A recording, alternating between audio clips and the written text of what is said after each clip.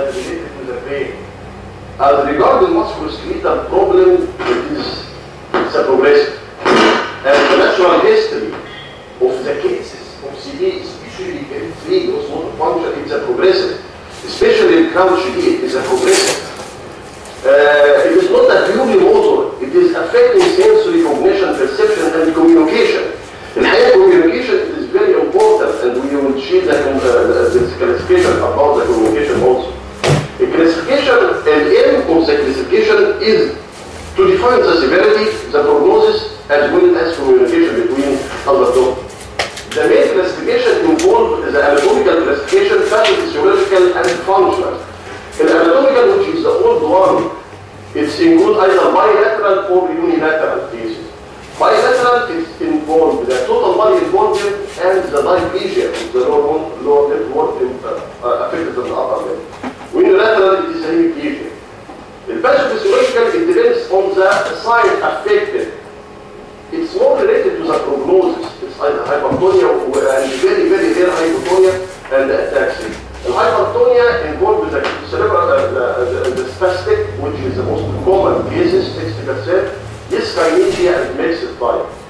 The functional classification is involving many affections. It's not only the lower limb, but also it is functional about the upper limb affection as well as the communication. The most common classification about the functional classification is the gross motor function classification system.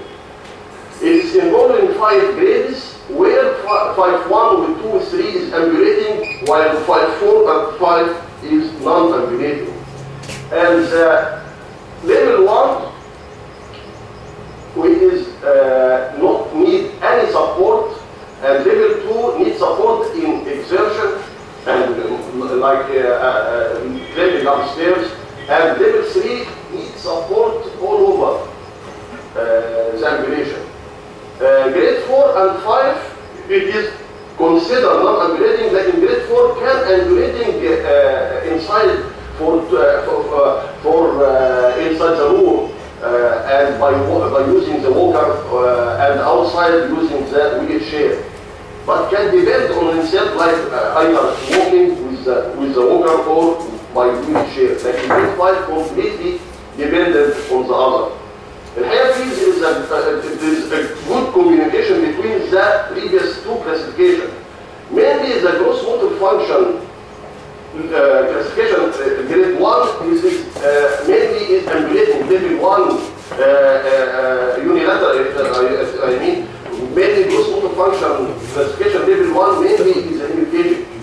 While gross motor function classification grade 1 with 2 with 3, which is ambulating, mainly there is diplegia. While quadriplegic, which is the total body involvement, mainly non-ambulating and relying in gross motor function classification grade 5. As regards the natural history, it is very related, very good relation between the age and the gross motor function classification, as well as the gross motor function motion.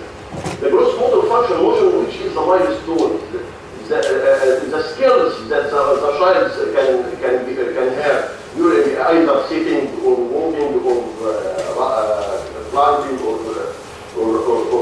running.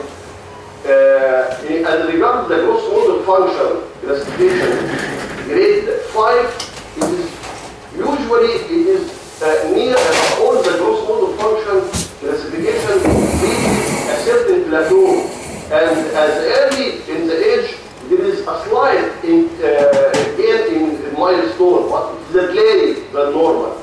As regards the gross motor function classification grade 1 or 2, the plateau is delayed.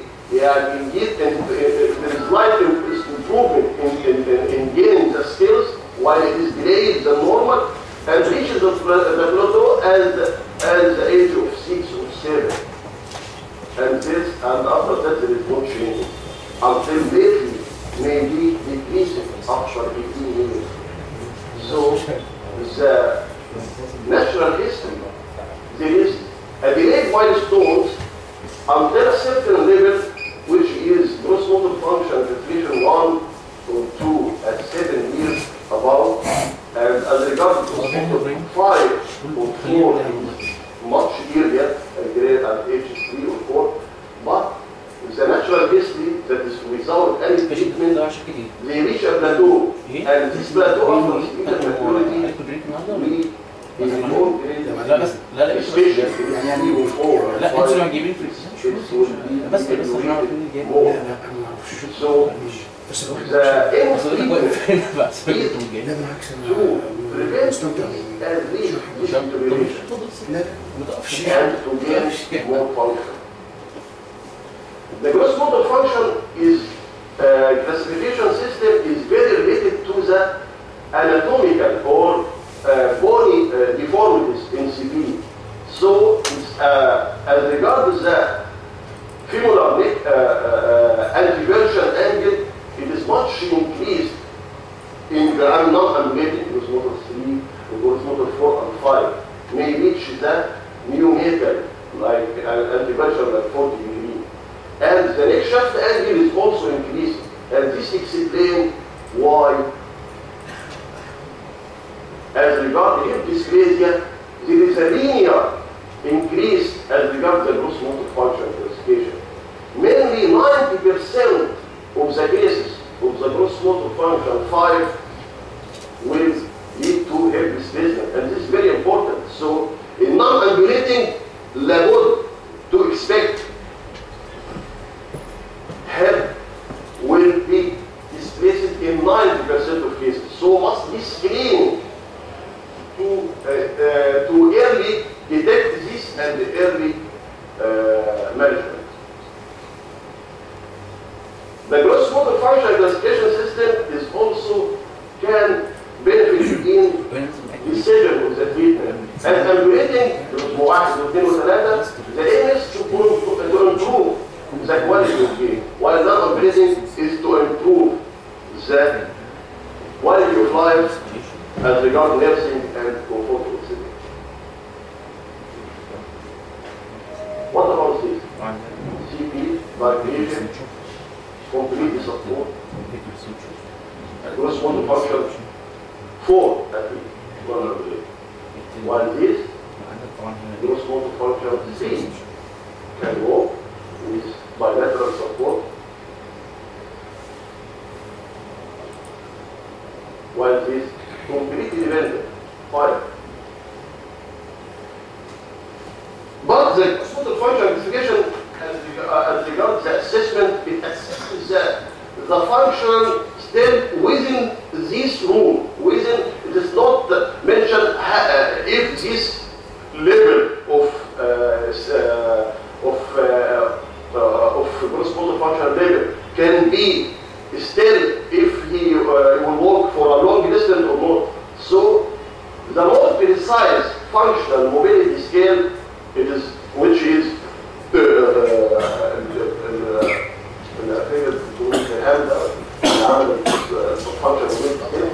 is more precise in dividing the level into the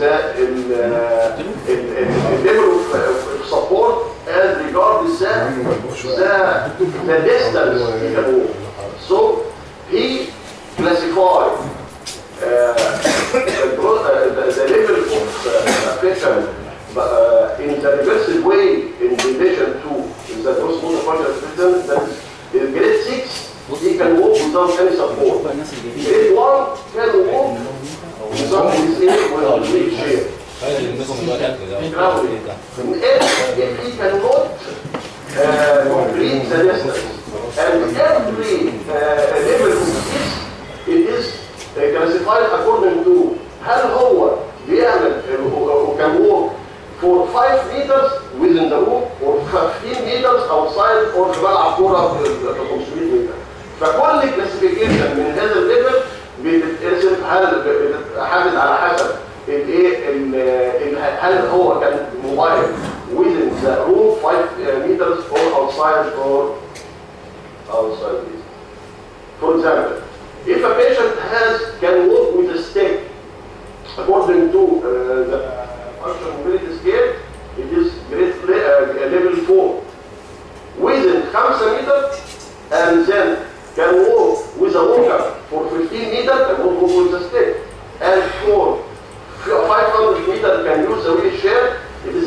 فانكشن موبيلتي سكيل 4 2 1. يبقى 4 دوت كان ستيك بس داخل الاوضه. بيمشي بوجر وان سايد حوالي 50 متر يبقى 2 500 ده بالويل شير. فور اكزامبل كان وورك باي كراودنج جوه الاوضه يبقى سي. اول سايد 50 متر بيستخدم ويل شير، لكن 500 متر ما يقدرش يكملها حتى بالويل شير، فبالتالي سي 6. بالتالي لو قارنا الاثنين مع بعض هنلاقي ده عكس ده، لكن الحقيقه الفانكشن موبيلتي سكيل نوت ايفالويت الليفل بتاع الايه الكومبليت ديبندنت ده، او ان هو كان فيه منشن انها نوت ان يعني. لكن ليفل 1 في الجروس موديل اللي هو بيمشي وزاوت اني سبورت مقابل 6، ليفل 2 5 و3 و4، لكن دوت الجروس موديل فانكشن ما بيحددش المسافه زي الفانكشن موبيلتي سكيل. The function classification as regards the upper limb, manual classification, the same level as gross motor function. Level 1 is easily successful, 5 that cannot. واخد بالك؟ زي مثلا الحاله دي مثلا كان دي considered as grade 2 according to our manual ability scale، لكن these cases completely طبعا cannot level 5 completely cannot use the hand. As regards the communication, it's very important. هي في the case of عرضها علينا الدكتور جرهام ان هو كان في 2 cases at the same level of gross motor function do 2 operations the same، لكن واحد with bad communication واحد with good communication بعد 5 سنين في bad communication يعني ما قدرش يتواصل حتى لو في سيرفس مات. فده مهم جدا. الكوميونيكيشن كان بي ديفايند as the level as regarding like the gross motor function identification system 5. ليفل 1 يعني كان الكوميونيكيت بيقدر يفهم يعني يتواصل مع الفورن والانفورن، الفاميليار والانفاميليار، يعني بيعرفوا مع بعض. ليفل 2 بيتواصل مع الفاميليار اللي يعرفوا ابوه وامه وقرايبه، لكن ويز الانفاميليار تو ذا ليسر اكستنت. ليفل 5 ده حتى ما بيعرفش يتفاهم مع الفاميليار، فبالتالي هذا فيري باد بروجنوزس. زي دي مثلا انتوا متوقعين ان هي ديت البروس الاماني والبيلز سكيل 5، لكن الحقيقه لما بقول لها ارفعي ايدي بترفع، يعني حط ايديك فوق بتاخد، يعني مش شرط ان هو كل المساوئ بتاعت الليفل كلهم 5 يبقى كله 5، لا. ممكن دوت ليفل 5 اماني والبيلز سكيل ويل شير، يعني حتى نمره 6 نمره 1 في الفانكشن بيلز سكيل، لكن هذا الفيري جود كوميونيكيشن ده اثبات ان البروجنوز بتاعي يبقى. لكن العيان ده يمكن اقل منها في الجروس موتور فانكشن حوالي 4، لكن الحقيقه عمال بالشكل ده على طول، عيانات متواصل حتى كان نوت فاميليار ويز هيز ماذر، فبالتالي الكوميونيكيشن از فيري امبورتنت فور بروجنوزس. ده مقارنه بينهم، لكن كلهم بيعتمدوا على اساس ايه؟ الليفل 1 فيري جود والليفل 5، لكن مش شرط ان كل الليفل 5 هيبقى في الجروس موتور فانكشن ده زي ده زي ده، بالعكس زي ما احنا شفنا. The conclusion, CP varies greatly in the degree of severity. Classification is important in evaluation of the degree of severity and planning as well as communication and prognosis. The gross motor function identifies the severity as regards the mobility and the use of assistive device. The manual ability scale, degree of ability of using the hands and communication is very important for prognosis and the ability to communicate with the familiar and unfamiliar.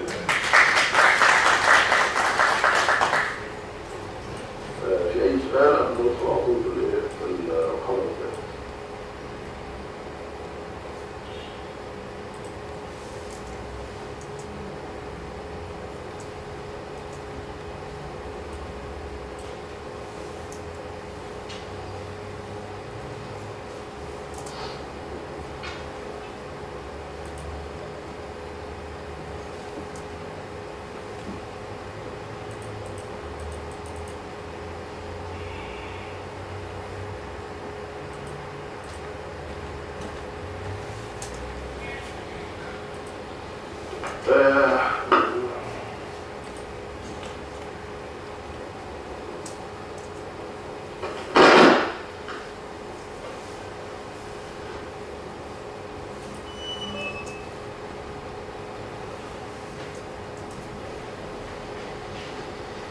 As regards to that, it better in CPU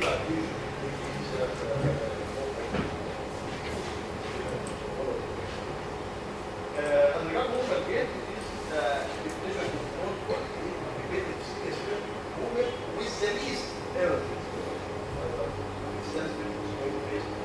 phase is mainly concerning about stability.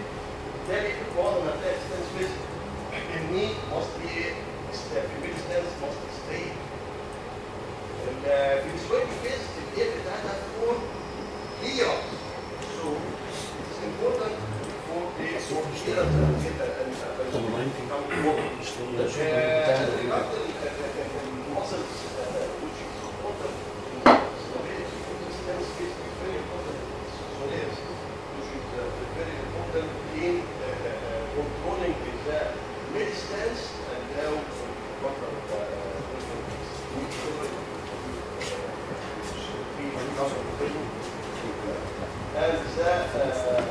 and also as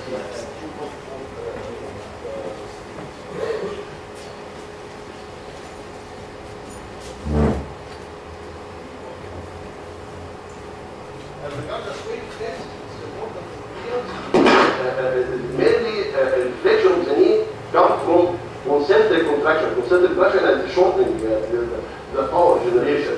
The muscles with the embed are concentric about contraction for power generation, muscle for the clean, eccentric, the blessing for controlling the motion, and the for swing phase it's important like resource for flexion of the knee. How resource flexion of the knee? It's important for flexion of the hip and the knee by eccentric contraction of the quadriceps, especially the rectus femoris. It is important for flexion of the knee maximally for during the swing phase. And also the hamstring is important as a controlling as the last of the swing. The common gait pattern in CP that during the swing phase it's a stiffening gait which will be detailed with pressure، لكن اللي هي اساسا الديفكت هيبقى في السوينج فيز يعني مفيش كليرنس، وعاده نتيجه الايه الريكتس فيمورس كونتراكشن and the patient walk with the conduction gait to allow the clearance of the during it like that. طبعا الريكتس فيمورس يبقى ده يوزر الستانس فيز it involves either sagittal plane abnormality, frontal plane وترانسفيرس plane، وطبعا مش كل حاجه هتبقى لوحدها، لا ده العداله طبعا كل in three planes البيشنت presented with abnormality in three planes. The sagittal plane according to Roda can be classified into 5 groups. Group 1 fixed 2 equinus, 2, 3 and 4 with the knee flexion either with 2 equinus, with 4 equinus and with crouch gait with dorsiflexion with ankle. And maybe this represents the natural history of the patient that is always is more in this progressive of the deterioration of knee. And usually the crouch gait or apparent equinus come in more later age, mainly about 40 years, and this equinus may be much earlier. And asymmetric gait, the two limbs is different in configuration. This is the fixed equinus.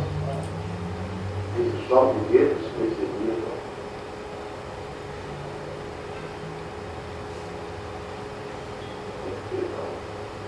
And this is the crouch gait. And this is the asymmetric gait.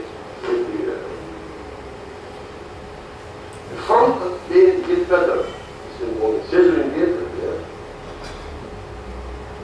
So either adductor or gracilis, either spasticity or contraction or pause, possibly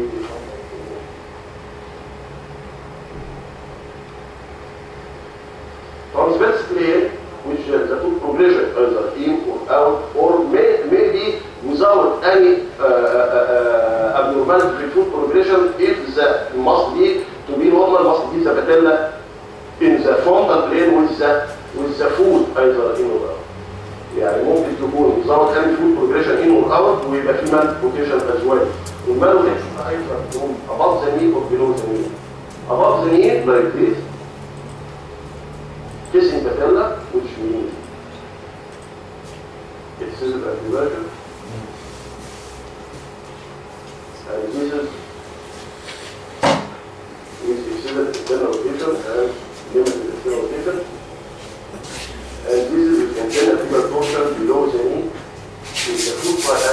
will be more than 5 million. And symmetrical portion with the foot side angle outside. Maybe measurable potential is the foot side above the knee, scissor elevation, and this can with the forward knee. Maybe for the measurable or malignant. الكيس المتابعة والضوء is outdoor with the circulation and the food side.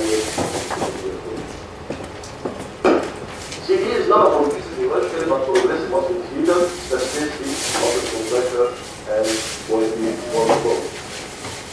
The flexor of the head will knee and part of flexor of the ankle are the key muscle groups that affect the gait pattern. Abnormal gait pattern of CD that either identified by the swing phase or stand phase. Stand phase pattern either in cervical plane, transverse plane, or forward plane. Cervical plane pattern either two equinal jumping, once equinal crouch, asymmetric forward plane pattern either shivering, gait, and positional cervical plane form may end up acting transverse plane and forward plane form transition to weakness pattern.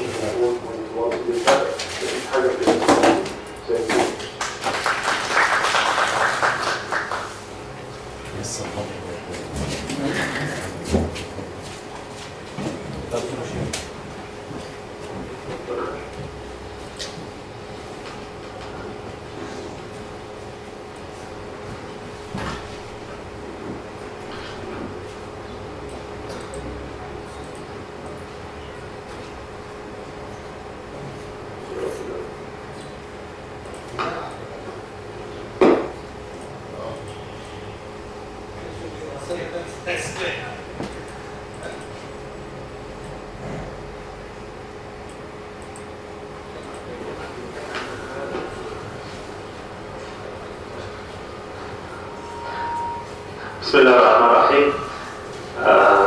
First of all, I would like to thank the organizing committee for inviting me to give this lecture. I will talk about stiff knee gait. What is stiff knee gait? It is restriction of knee flexion in swing phase. It's expected that the knee achieve full extension during mid stance and then go to full flexion at about 65% of the gait cycle during swing phase, but this cannot be achieved fully, and this is called restriction of knee flexion during swing phase, and this is defined as the definition of stiff knee gait. What is the effect of a stiff knee gait? Inability to flex the knee and to achieve good swinging of the limb. It will produce tripping. The child will fall repeatedly.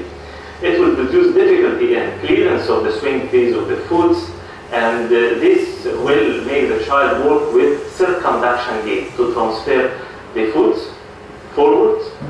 Also will produce difficulty in stair climbing, and very severe cases sometimes it's difficult for the child to reach his feet for shoe fitting. The possible causes, of course, the black holes of the stiff knee gait is rectus femoris abnormal function, but also there are another causes for stiff knee gait. One of them is inadequate knee flexion velocities at the foot off and lower limb configuration in the stance, as we will see. The rectus femoris, what is the function of the rectus femoris normally? Normally, it is not active in the mid stance, but it is active in the early stance phase after foot flat or loading response to control knee flexion of about 15 degrees. And also, it is important to achieve full knee extension at the end of the stance swing phase. But in a spastic patient, the rectus may be active throughout the swing phase. What are the characteristics, pattern of a stiff knee gait if the cause is the rectus femoris overactivity or abnormal activity? There will be reduced peak knee flexion. يعني المفروض the peak knee flexion reach about 60 degrees, but here it will be lower than 60 degrees. The second character is reduced total knee range of movement. يعني المفروض in the range of movement from 0 in a mid stance to 60 degrees flexion in the swing phase or the peak knee flexion.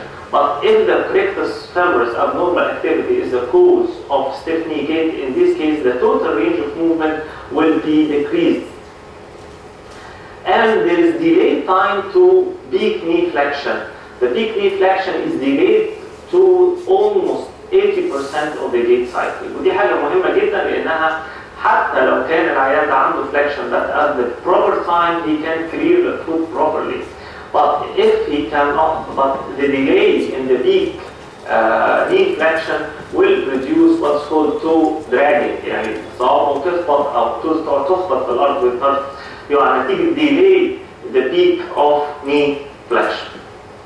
The other causes of stiff knee gait is inadequate knee flexion velocity at the foot off. هو إيه اللي بيخلينا نقدر نرمي رجلينا لقدام during the swing phase? It is the activity of the iliopsoas by forwarding the foot or the lower limb totally forward by the activity of the iliopsoas. Weakness of the iliopsoas is one of the important causes of inability to swing the lower limb. والحقيقة إن إحنا knee flexion بيحصل مع السوينجينج أو مع الactivity of the iliopsoas by the inertia of the leg. يعني كل ما كان في instantaneous activity and rapid velocity of throwing of the swinging limb, كل ما كان حصل lag of the leg due to the inertia. The inertia is related to the acceleration. خلاص كل ما كان في acceleration أسرع كل ما كان يحصل knee flexion. كل ما كان في weakness للإليوسوس كل ما كان knee flexion ما يحصلش during swing phase.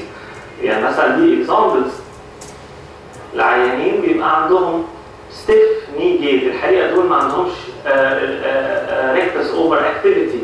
كل الموضوع ان عندهم very weak quadriceps iliopsoas and very weak gastrocnemius, because the gastrocnemius is one of the important factors that produce knee flexion during swing phase. النقطة دي مهمة قوي لأن احنا مش كل الحالات على طول أي stiff knee gait نعتبرها rectus femoris abnormal activity أو over activity. Other causes ممكن the lower limb position زي أي عيان مثلا عنده crouch gait. الحقيقة دي عيانة عندها crouch gait و it is stiff knee gait at the same time. There is limited range of motion during swing phase.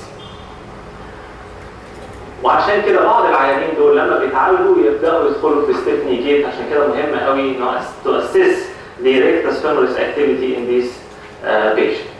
How to diagnose؟ احنا اللي هنتكلم عليه دلوقتي كله عن rectus femoris over activity. How to diagnose the rectus femoris abnormal activity is the Duncan-Ellie test. It's a very important test. It's based on the rectus femoris is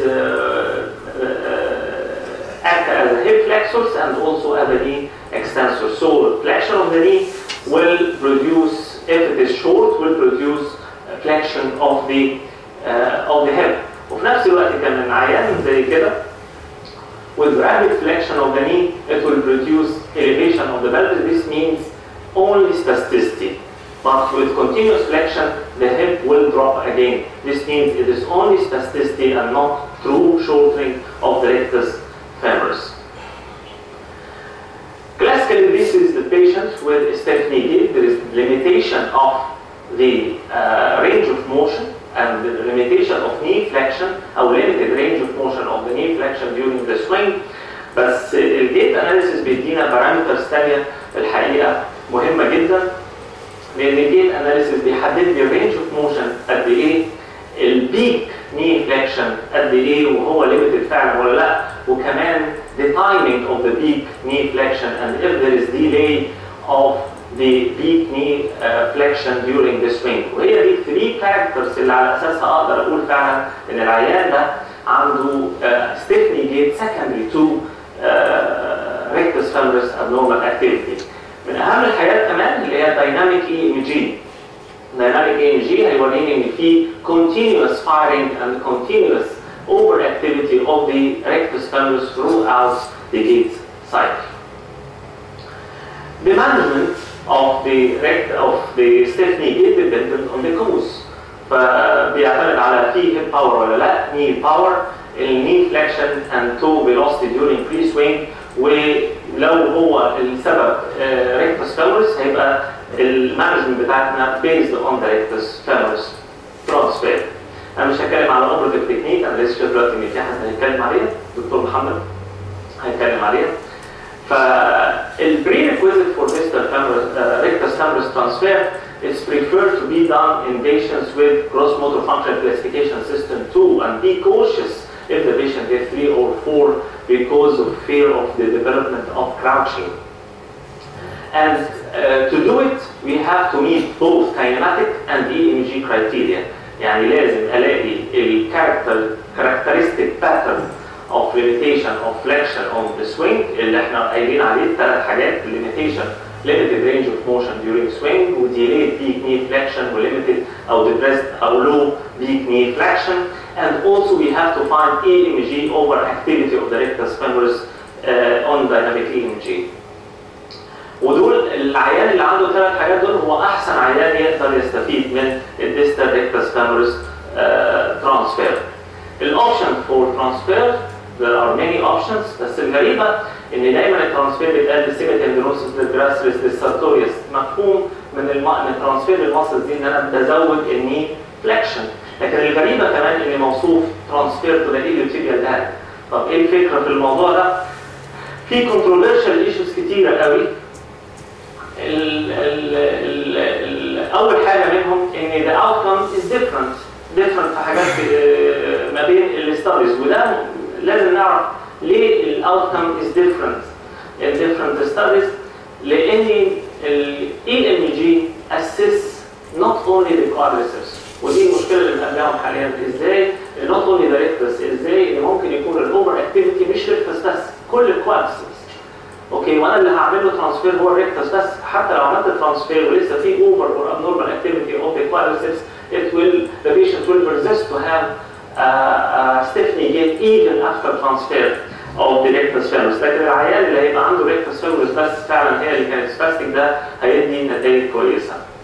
الثاني سبب للفاريابيليتي اوف outcome هي missing other causes زي ما اتفقنا، اللي هي weak acceleration of the swing limb.